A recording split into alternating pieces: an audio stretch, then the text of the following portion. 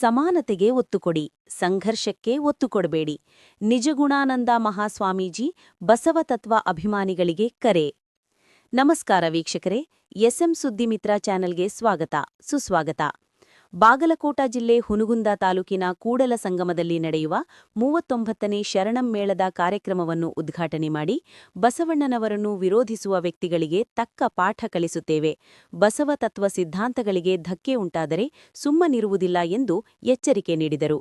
ಬಸವಣ್ಣನವರ ಅನುಯಾಯಿಗಳು ಕಾಯ ವಾಚ ಮನುಷ್ಯ ತತ್ವ ಸಿದ್ಧಾಂತಗಳನ್ನು ಮೈಗೂಡಿಸಿಕೊಂಡು ಕೆಲಸ ಮಾಡಬೇಕು ಎಂದು ಹೇಳಿದರು. ಕಾರ್ಯಕ್ರಮದಲ್ಲಿ ಕೂಡಲ ಸಂಗಮದ ಬಸವಧರ್ಮ ಪೀಠದ ಪೀಠಾಧ್ಯಕ್ಷೆ ಜಗದ್ಗುರು ಡಾ ಮಾತೆ ಗಂಗಾದೇವಿ, ಬೆಳಗಾವಿ ಜಿಲ್ಲೆಯ ಹಂದಿಗುಂದ ವಿರಕ್ತಮಠದ ಪ್ರಮುಖ ಶ್ರೀ ಶಿವಾನಂದ ಮಹಾಸ್ವಾಮಿಗಳು ಧ್ವಜಾರೋಹಣವನ್ನು ನಿರ್ವಹಿಸಿದರು.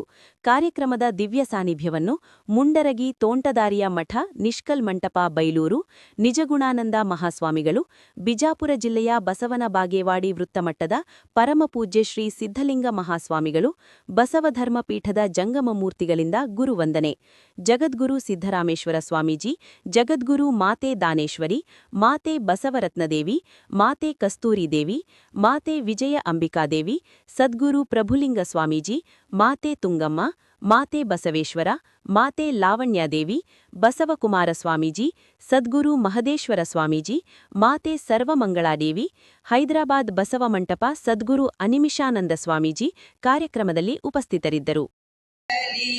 ಬಸವ ಜ್ಯೋತಿ ಬೆಳಗಲಿ, ಬೆಳೆಸಲಿ ಬೆಳೆಸಲಿ, ವಿಶ್ವ ಪ್ರೇಮ ಬೆಳೆಸಲಿ, ಮೇಲು ಕೀಳೆಂಬ ಅಸಮತೆ ಅಳಿಯಲಿ, ಎಲ್ಲರೂ ಸಮರೆಂಬ ಸದ್ಭಾವ ಮೂಡಲಿ, ಬಲ್ಲಿದ ಮಡವ ಭೇದ ಭಾವ ತೊಲಗಲಿ, ಕ್ಷುಲ್ಲಕ ಬುದ್ಧಿಯ ಹೋರಾಟ ಮಾಡ್ತೇವೆ. ವ್ಯಕ್ತಿಗತವಾಗಿ ಇಲ್ಲದಿಲ್ಲದ ಸಲ್ಲದನ್ನು ಹೇಳೋದನ್ನ ನಾವು ಒಪ್ಪಲ್ಲ.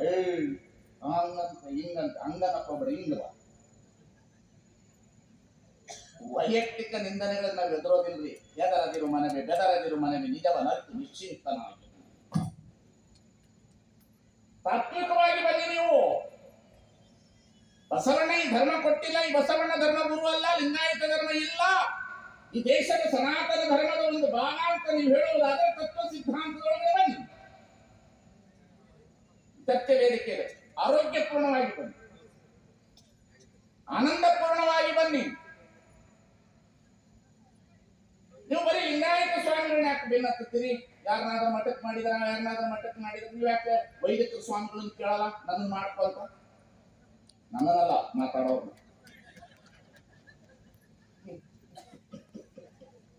ನನ್ನನ್ನಲ್ಲ ಮಾತಾಡೋರು. ನೀವ್ ಯಾರಿಗೆ ಮಾಡಿದಿರಿ? ಆದ್ರೆ ಅವ್ರನ್ನ ಯಾರು ಮಾಡ್ಯಾರ ಹೇಳ್ರಪ್ಪ. ಯಾವ ಸನಾತನದ ವೈದಿಕ ಧರ್ಮಕ್ಕೆ ಕೆಳವರ್ಗದವರ ಮಠಾಧಿಪತಿಗಳಾಗಿದ್ದಾರೆ ಹೇಳಿ, ಉತ್ತರ ಕೊಡ್ರಿ, ಉತ್ತರ ಕೊಡ್ರಿ. ಯಾರು ಆಗಿಲ್ಲ ಅಂತ ಗೊತ್ತದ ಹೇಳ್ರಿ ನೋಡೋಣ.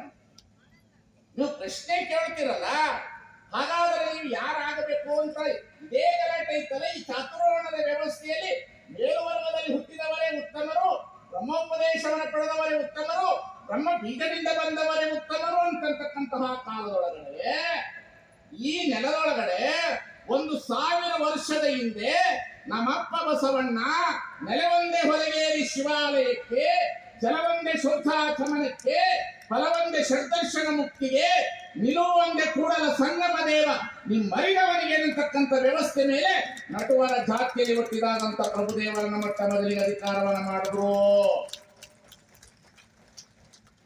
ಹೌದು, ಲಿಂಗ ಕಟ್ಟಿ ಅರಿವು ಆಚಾರ ಅನುಭವ ಇದ್ದವ್ರು ಮಾಡ್ತಾರ. ನಾನು ಬಹಳ ಜನ ಓದಿರ್ತೀವಿ, ನಾವು ವೇದ ಆಗಮಗಳನ್ನೆಲ್ಲ ಓದ್ಕೊಂಡಿದ್ವಿ, ನಮ್ಮನ್ನು ಮಾಡ್ರಿ. ಗಂಟೆ ಡಣ ಡಣ ಅನ್ನಲ್ಲ, ಕೊಣ ಕೊಣ ಅಂತ ಗಂಟೆ ಡಣ ಡಣ ಅನ್ನಲ್ಲ, ಅದು ಏನಂತದು ಕೊಣ ಕೊಣ ಕೊಣ ಕೊಣ ಅಂತ ಲೈವ್ ಐತಿ. ನಾವು ಹಂದಿಗುಂದ ಶ್ರೀಗಳು ಮಾತಾಜಿಯವರು ನಾವೇನು ಹೊರಟಿದೀವಲ್ಲ, ನಾವು ನಿಮ್ಮ ವಿರುದ್ಧ ಹೋರಾಟಕ್ಕೆ ನಾವು ನಿಲ್ಲುವುದೇ ಇಲ್ಲ, ನಿಮ್ಮ ಪ್ರಶ್ನೆಗಳಿಗೆ ನಾವು ಉತ್ತರ ಕೊಡುವುದೇ ಇಲ್ಲ. ನಮಗೆ ಬೇಕಾಗಿರ್ತಕ್ಕಂಥದ್ದು ಈ ದೇಶದಲ್ಲಿ ಲಿಂಗ ಇದ್ದವರನ್ನೆಲ್ಲರನ್ನು ಸಂಗಮನಾಥೆಯನ್ನು ಹೇಳಿ ಮೊಟ್ಟ ಮೊದಲಿಗೆ ನಮ್ಮ ಅಪ್ಪ ಬಸವಣ್ಣ ಅನುಭವ ಮಂಟಪದಲ್ಲಿ ಸರ್ವ ಜನಾಂಗದವರಿಗೆ ಲಿಂಗ ಕಟ್ಟಿ ಈ ದೇಶದಲ್ಲಿ ಮೊಟ್ಟ ಮೊದಲಿಗೆ ಜಾತ್ಯಾತೀತವಾದ ಪ್ರಜಾಪ್ರಭುತ್ವದ ಧರ್ಮ ತಂದ್ರಲ್ಲ, ಅದನ್ನ ನಾವು ಇಲ್ಲಿ ಪ್ರತಿಪಾದನೆ ಮಾಡಲಿಕ್ಕೆ ಬಂದಿದ್ದೇವೆ. ಸೈದ್ಧಾಂತಿಕವಾಗಿ ಚರ್ಚೆ ಮಾಡ್ಬೇಕ್ರಿ. ಕುಸ್ತಿಗೆ ಚಲೋ ಇಟ್ಕೊಂಡು ಕುಸ್ತಿ ಮಾಡ್ಬೇಕ್ರಿ, ಬಾಳೆಕಾಯಿ ಕುಸ್ತಿ ಮಾಡೋದಲ್ಲ. ಬಾಳೆಕಾಯಿ ಕುಸ್ತಿ ಮಾಡೋದಲ್ಲ. ಅಹಂ ಬ್ರಹ್ಮಸ್ಮಿ ತತ್ವನ್ಮಸಿ ಜೀವೋಹೋ ಪರಬ್ರಹ್ಮ ಹೇಳೋದು. ಹಾಗಾದ್ರೆ ನಿಮ್ಮ ಧರ್ಮದಲ್ಲಿ ನಾನೇ ದೇವರು, ನಮ್ಮಳಿಗೆ ನಾನೇ ದೇವರು ಅಂತ ಹೇಳೋದಲ್ಲ. ನನ್ನೊಳಗೆ ದೇವರಿದ್ದಾನೆ, ಕರೆಯು ಕನ್ನಡಿಯೊಳಗಡಗಿದಂತೆ ನೀನ್ನೊಳಗಡೆಗಿರಬೇಕು ಕೂಡಲ್ಲ ಸಂಗಮ ದೇವ. ಇದೇ ಸಾಲಿನಲ್ಲಿ ಶರಣ ಧರ್ಮ ಲಿಂಗಾಯತ ಧರ್ಮ ನಿಂತ್ಬಿಡ್ತದೆ. ಸಾಲಿನಲ್ಲಿ ತೆಗೆದುಬಿಡ್ಬೋದು. ಪೀಠ ಅನ್ನತಕ್ಕಂಥ ಹೆಸರನ್ನಿಟ್ಟು ಈ ಬಸವ ಧರ್ಮ ಪೀಠದ ಮುಖಾಂತರನೇ ಈ ತತ್ವ ಸಿದ್ಧಾಂತಗಳನ್ನು ಇಡೀ ಜಗತ್ತಿಗೆ ಹೇಗೆ ಕೊಡಬೇಕನ್ನತಕ್ಕಂಥ ವ್ಯವಸ್ಥೆಯನ್ನು ಇಟ್ಟುಕೊಂಡು ಈ ಲಿಂಗಾಯತ ಧರ್ಮ ಉಳಿಬೇಕನ್ನತಕ್ಕಂಥದಕ್ಕಾಗಿ ಈ ಪೀಠಕ್ಕೆ ಒಬ್ಬರು ಜಗದ್ಗುರುಗಳು ಬೇಕನ್ನತಕ್ಕಂಥ ವ್ಯವಸ್ಥೆ ಒಳಗಡೆ ಈ ಪೀಠವನ್ನು ಸ್ಥಾಪನೆ ಮಾಡಿದ್ರು. ಬಹಳ ಮುಖ್ಯವಾಗಿ ಬಸವಣ್ಣನವರನ್ನು ಯಾವಾಗ ಧರ್ಮಗುರು ಅಂತ ಇಟ್ಟು, ಬಹಳ ಜನರಿಗೆ ಬಸವಣ್ಣ ಧರ್ಮಗುರು ಅಂದ್ರೆ ಅಲರ್ಜಿ ಆಗ್ತದೆ. ನಿಮಗಲ್ಲ, ಆ ಧರ್ಮದಲ್ಲಿ ಇರುವವರಿಗೇನೆ. ಪರಮ ಪೂಜ್ಯ ಅಲ್ಲಿಗೊಂದು ಶ್ರೀಗಳು ಹೇಳಿದ್ರಲ್ಲ, ನಾವೆಲ್ಲರೂ ಬಸವಣ್ಣನ ಧರ್ಮಗುರು ಅಂತ ಒಪ್ಪಿಬಿಟ್ಟಿದ್ರಿ, ತೊಂದರೆನೇ ಇರ್ತಿರ್ಲಿಲ್ಲ ಅಂತ. ನಾನು ಯಾವ ಜೊತೆಲಿ ಚರ್ಚೆ ಮಾಡೋದು ಸತ್ಯವಾದ ಮಾತ್ರ. ಬಹಳ ಜನರು ಅಂತಾರೆ, ಇದು ಹೆಂಗ್ ಹೊಸ ಧರ್ಮ, ಇದು ಹೇಗೆ ಆಗ್ತದೆ, ಇದು ಹೇಗೆ ಹೋಗ್ತದೆ, ನಾವು ಅವ್ರ ಹತ್ರ ಚರ್ಚೆ ಮಾಡಕ್ ಹೋಗೋದಿಲ್ರಿ. ನಮ್ಮದು ಬಹಳ ದೊಡ್ಡ ವಿಶಾಲವಾದಂತ ಆಲದ ಮರ ಇದ್ದಂತೆ. ನೀವು ಬಂದು ಕುತ್ಕೊಳ್ಬೋದೇ ಹೊರತು ನಿಮ್ಮಂತೆ ಕೈಗೆ ಗರ್ಭೆ ಕಟ್ಕೊಂಡಿರ್ತಕ್ಕಂಥ ಧರ್ಮ ಅಲ್ಲ ಅನ್ನತಕ್ಕಂಥದ್ದನ್ನ ನಾವು ವಿಚಾರ ಮಾಡುತ್ತೇವೆ. ಒಂದೇ ಮಾತ್ರ ಮುಗಿಸ್ಬಿಡ್ತೀವಿ. ನಾವು ಗರ್ಭೆ ಕಟ್ಟಿರುವ ವೈದಿಕ ಧರ್ಮದವರಲ್ಲ, ನಾವು ಗರ್ಭೆ ಕಟ್ಟಿರುವವರಲ್ಲ ನಾವು. ಹಾಗಾಗಿ ಬಸವಣ್ಣನವರನ್ನ ಧರ್ಮಗುರು ಅಂತ ಒಪ್ಕೊಳ್ಳಕ್ ಆಗೋದಿಲ್ಲ ಯಾರಿಗೂ. ಕಾರಣ ಬಸವಣ್ಣನವರನ್ನ ಧರ್ಮಗುರು ಅಂತ ಯಾಕೆ ಒಪ್ಕೊಳ್ಬೇಕು? ದೊಡ್ಡ ವಾದಾರಿ ಇದು, ಇವತ್ತಿಗೂ ಇದೆ.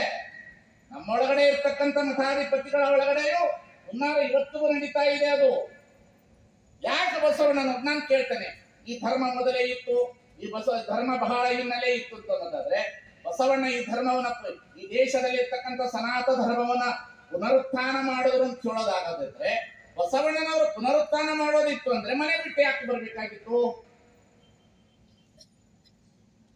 ಮನೆ ಯಾಕೆ ಬಿಟ್ಟು ಬರ್ಬೇಕಾಗಿತ್ತು ಬಸವಣ್ಣನವರು? ಯಾಕೆ ಬ್ರಹ್ಮೋಪದೇಶವನ್ನು ತಿರಸ್ಕಾರ ಮಾಡಬೇಕಾಗಿತ್ತು? ಯಾಕೆ ಹೋಮ ಹವನಾದಿಗಳನ್ನು ತಿರಸ್ಕಾರ ಮಾಡಬೇಕಾಗಿತ್ತು?